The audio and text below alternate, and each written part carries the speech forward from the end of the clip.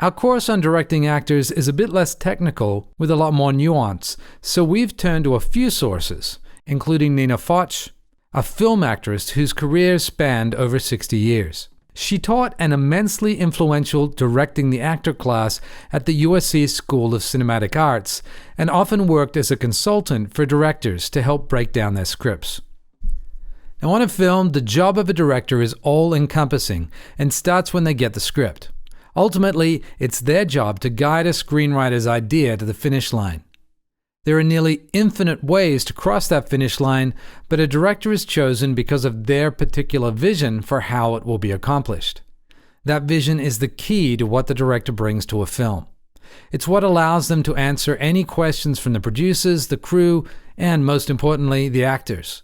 Lock down an interpretation of the script, and you'll have an easier time when it comes to directing your actors. Later we'll get into specific scene breakdowns, but for now, let's look at a script as a whole and how we can flesh out an individual vision to use as reference throughout the filmmaking process. The first and most important thing about any script you'll decide to work on is whether you love it or not. Really, love. A director often spends several years on any given feature film, so to spend that much time with material, they have to believe in the story. So sit down and read the script in one sitting so you can experience the story first as an audience member. Take in your first impressions and make sure the story speaks to you enough that you won't mind being stuck to it a year from now, or 2, or 3, or 4. If not, move on to the next script.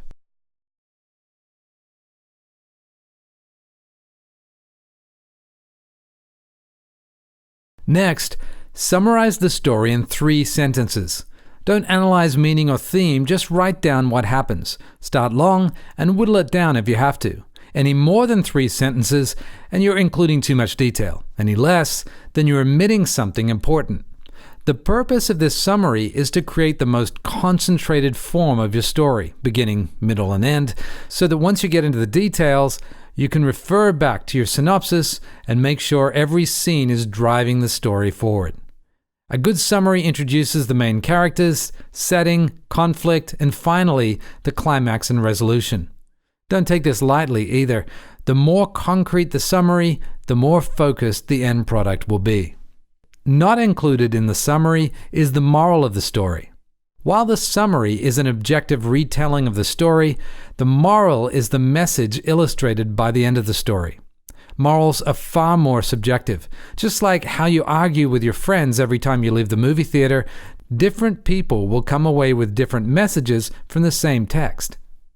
While the summary acts as an anchor for the story, the moral is the goal, and deciding what the moral is will drive how the story is told. That's why as a director, you need a strong conviction when it comes to choosing what the central moral is. Though it's true that a deep and complex script will result in multiple readings and nuanced messages, the director's job is to emphasize one to create a unified vision among the performances. Deciding on that moral will also help guide the spine of the story. As it relates to characters, the spine serves as the motivation for character actions. Follow the arc of any given character and you'll see that they all follow a similar structure, driven by what the character wants. They start in stasis until something happens to disrupt it. Then the character must make decisions to try to resolve that disruption. Finally, the character either obtains what they wanted, or more commonly, comes to a realization and achieves a new stasis. The key to these spines is understanding that every character is trying to do something. And defining the story spine gives you a solid skeleton to hang an actor's performance from. Now, whether or not the character does what they're trying to do is up to the scene, but for an actor, the motivation is the most important part when it comes to how they act. Work on these points. Write them down. Put them on your wall in bold letters, because they're what you're going to check everything you do against.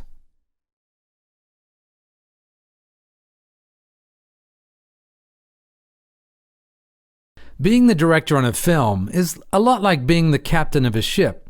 A ship is filled with a technically proficient crew who specialize in tasks like raising sails, navigating a map, mopping decks, and so much more. The captain needs to be able to juggle all these tasks and create the right circumstance to guide their ship to where they're going. A bad captain just barks orders and expects their crew to do everything. A good captain knows how every job on their ship is done so they can maximize output and efficiency. But a great captain is one who can also harness the power of the wild and unpredictable ocean. The same is true of directors. You can have all the technical knowledge in the world about cameras, lighting, and sound, but unless you can harness the emotional power of your actors, you won't become a great director. So let's look at some ways a director prepares for and relates with actors to get their best performances. Now let's zoom in and see how you can prepare for individual scenes. Take a look at this short scene from the shooting script of His Girl Friday. Coming into it, all we need to know is that Hildy, the main character, needs to interview a man who's to be hanged the next day. Here's an example of what the summary of the scene may be. Hildy needs to interview convict Earl Williams, but Warden Cooley denies her access. She then bribes Cooley and he lets her through. It's as simple as you can get, but it outlines how each character needs to play. Nina Foch said, "A scene is two truths colliding and changing each other." For this section, we're following her method for breaking down a scene. These two characters enter this scene with two different intentions. Write it at the top in a box. Hildy, to interview Earl Williams before time runs out. Cooley, to keep guard of Earl Williams until he's hung. Now this might seem fine, but we can be more specific with Cooley. Overall, his intention is to guard, but at the moment we enter the scene, what's his intention? We can say to pass the time by gambling on horse races. The intentions define how you want actors to play a scene. The actor now has an activity to be engaged in as the scene begins, and we as the audience get a sense that the life of the characters extends beyond the borders of the beginning and end of this scene. If you want Cooley to be confrontational, or stoic, or lazy, it should be reflected in the intention. Judging by the next line and Hildy's general affability and familiarity in the scenes before, we want her intention to be more subdued. Note that sometimes these won't be spelled out in the script, so pull them from your imagination and fill in what's missing. Each line of dialogue is a beat and has an action attached to it. Write the action on a diagonal next to each line so you can track the arc of the scene. In this scene, there's a beat even before the first line. What's the action or motivation for Hildy flicking the newspaper? To startle? We can also say to get his attention or to surprise him. It's up to you as the director to find the action that suits the scene. Now, note that in the final cut, that action's been removed completely. If what the screenwriter envisioned doesn't fit naturally with the actors playing the part, there's no need to stay with it. The next line is Cooley's reacting to the surprise. Let's put down to greet an old friend. Let's also put down to inquire to the right of the line because Cooley's doing two things here. We know how the scene plays out, so let's find our start here. Hildy comes into the scene hoping to use her familiarity with Cooley to breeze past protocol. So let's write that down, to breeze past. And her second sentence, to request disarmingly. Cooley denies her gently. We can put to deny, but the underlying aspect of Cooley's character is that he's morally pliable. We see at the end he caves in easily to Hildy, so let's put down to follow orders. Now the performance reads softer. He then mentions the doctor to further justify his actions. To justify. Now Hildy pretends to find $20 on the floor to bribe Cooley. The way she does it, though, isn't to con or fool Cooley. She knows he's not dumb. Well, not that dumb. She just wants to ease the awkwardness of taking a bribe. Let's write down to make the bribe easy. Her next line is merely cluing Cooley into the game, so let's write to hint. This is where Cooley switches. He's aware of the situation and presumably has been in this situation many times before. Let's write to play along. Hildy takes this as acceptance, and now she can finally get what she came here for. She wants to get straight to it, so let's write down to speed things up. Notating each scene like this provides you with a game plan on set. These intentions and actions don't have to be set in stone. Allow the actors to do their job and deduce their own intentions.